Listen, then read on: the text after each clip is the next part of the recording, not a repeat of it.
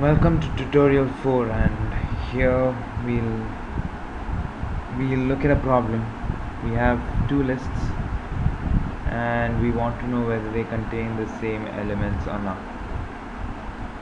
Let's assume the two lists are given to us, our input to our program, and just so I can show you how it works with vectors and with arrays, I'm going to use a vector for one list and an array for another. Let's just assume that the list has only elements of integer type.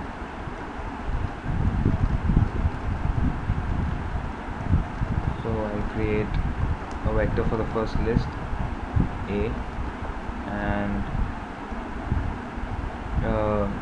an array for the second list, B. Let's just say B has I'm just going to use 10 elements. Okay, and let's take in the number of elements that we need to read, and then read in those elements.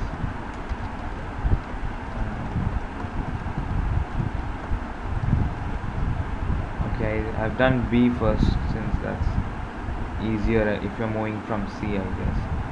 B of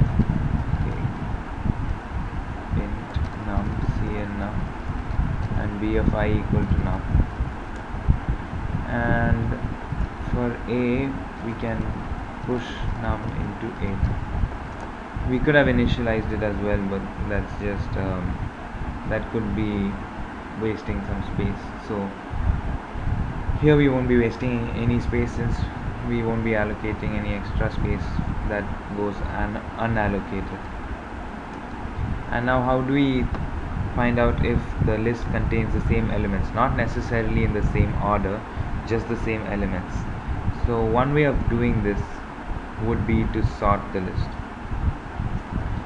And in C, you could use qsort, whereas in C++ we use sort. And sort takes two arguments, an iterator to the beginning of the list and an iterator to the end of the list. You could just think of it as a pointer to the beginning and a pointer to the end of the list. And C++ gives us the beginning of the list with this method dot begin. Okay, and this other method end gives us the end of the vector. And for arrays, we use sort in this fashion. Okay, sort A, that's the start of the list, and A plus n will give us the end of the list. And now we can compare the elements at each position, and if they are the same, the two lists have the same elements, else they don't. Let's declare a boolean variable same to indicate whether all the elements are the same or not. Let's just set it to true at the beginning. At the beginning they have no elements, so everything's the same. And if A of I is not equal to B of I, then we set same to false. You can see it's true with a lowercase t and false with a lowercase f, unlike in languages like Python, where you have true with an uppercase t and false with an uppercase f. And now we check if same is still true, then we print they have the same elements, or just same. And if same is false, then we print not same. And let's test this program. Hopefully it should work.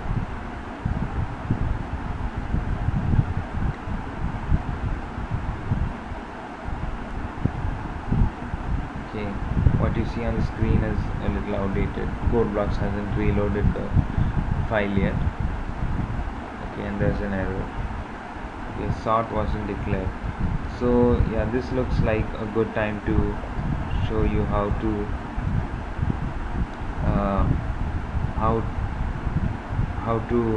look on the web for documentation. So let's just type C++ sort, and you you can probably find the site this site c++.com, and it tells you in which header file you can find sort. So sort is an algorithm, and the documentation is pretty clear. These are parameters to the function sort, the arguments to the function sort. So first and last, as you can see, they have type random access iterator. You can just consider them to be pointers for now, and it takes an optional argument comp. See, these are the two ways you can call sort. This is the default sort, which takes two elements, first and last, which in our case was a dot begin and a dot end, or this should be b or b plus n, and it returns nothing. It just sorts the elements in this range, and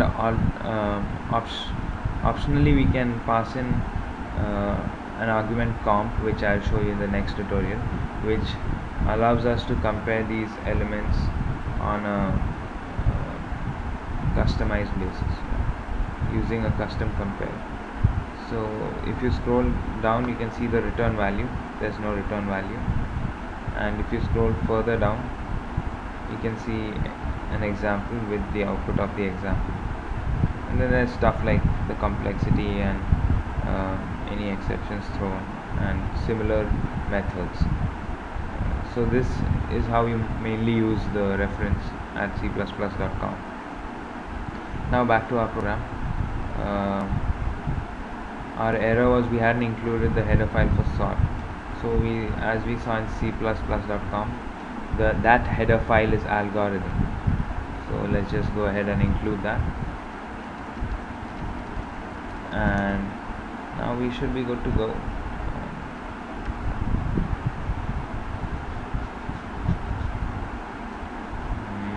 Let's say 7 elements, and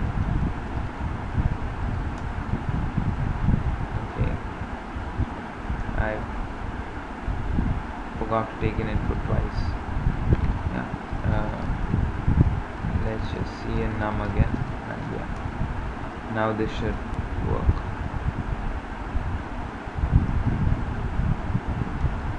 Okay, let's just use 5 elements,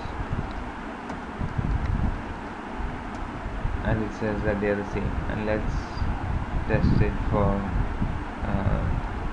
elements that aren't the same as well.